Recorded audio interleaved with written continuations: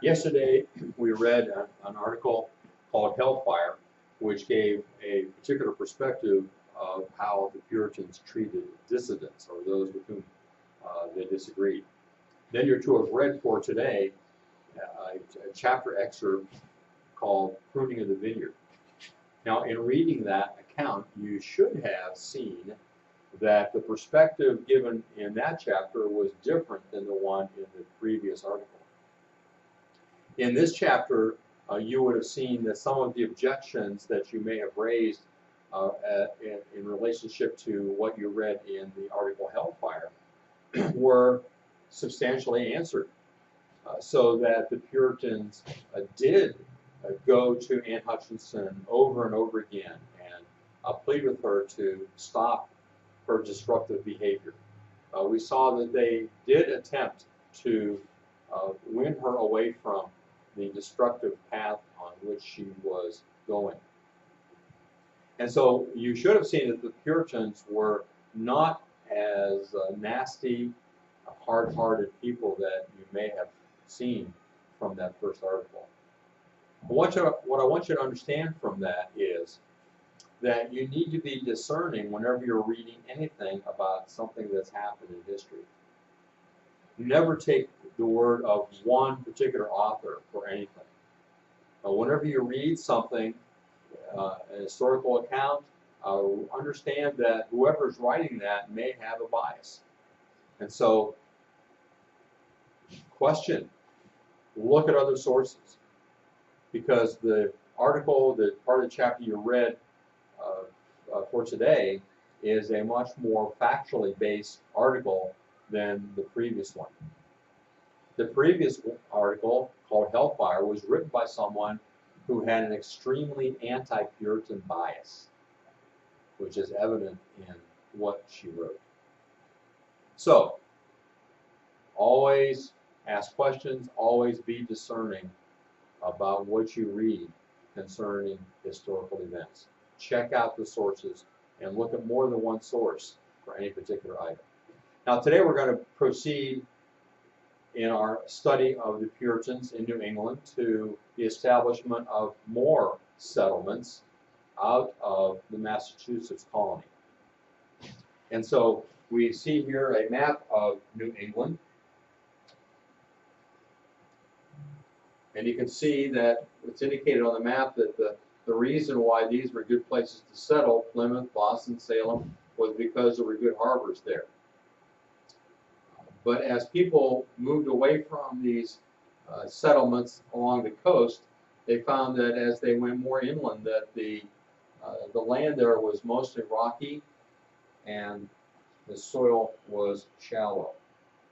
And that's going to play into the reasons behind moving from Massachusetts into some other areas. So the first person we're going to look at, I'm sorry, before we get to the person, the context then of the expansion is that there was overpopulation. Thomas Hooker is one that's going to be pointing that out to the authorities because he complained that as a fundamental error, towns were set too near each other. So when they were establishing these towns, they did not think ahead that what happens when the population multiplies. There won't be enough room. You know, maybe you've seen that happen in your yard. Sometimes people buy small trees or bushes and plant them and don't think, okay, what is this going to look like 20 years from now? And so oftentimes people have a problem where they have planted trees that the trees are too close together or too close to the house after they have grown for a time. Maybe the bushes are too close together. And so that's what happened here. In establishing these towns, Thomas Hooker said there wasn't enough planning that went into it. They were set too close to one another. The second complaint was what we just mentioned before, and that's the inability of the soil to support the population economically. Especially as you got away from the coast, the soil got worse. The soil was thin, and there were few areas for pasturage. So there weren't very many places where they could even pasture their cows or their sheep. Third context of the expansion was the reaction to the Massachusetts oligarchy and limited franchise. Okay, a couple of big words there. Oligarchy simply refers to the few who were ruling. This is ruled by the few, and of course the Massachusetts government was set up to primarily have the governor and his advisor making the laws for the colony. And they had a limited franchise, so those things upon which they did vote was limited. A franchise refers to voting. It was limited to those who were members of the church. So those outside the church could not participate. Next, there was the hostility of the Massachusetts government to the suggestion of relocation. There were people that said we need to move away, and the Massachusetts government would not hear of it. They did not want anyone to move away from the settlements that they already had. And so there was conflict between them. One of them stated this: the departure of Mr. Hooker would not only draw many from us, but also divert friends that would come to us.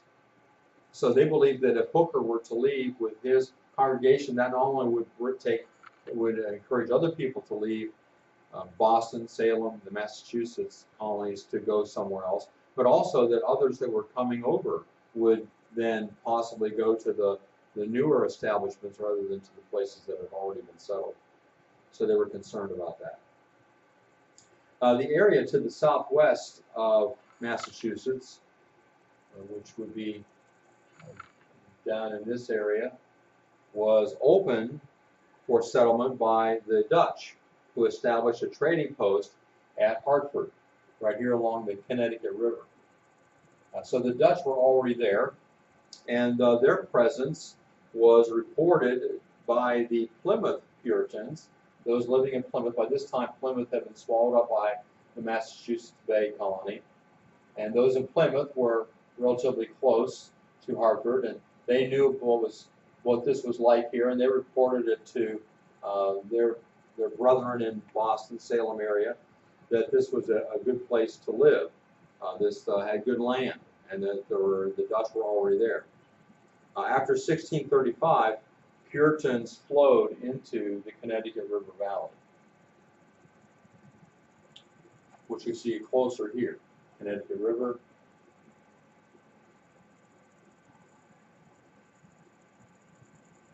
So this is the area to the southwest of Massachusetts.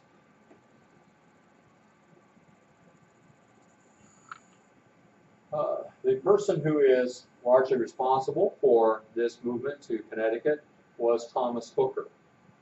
He was chosen pastor of the church at Newton upon his arrival in 1633.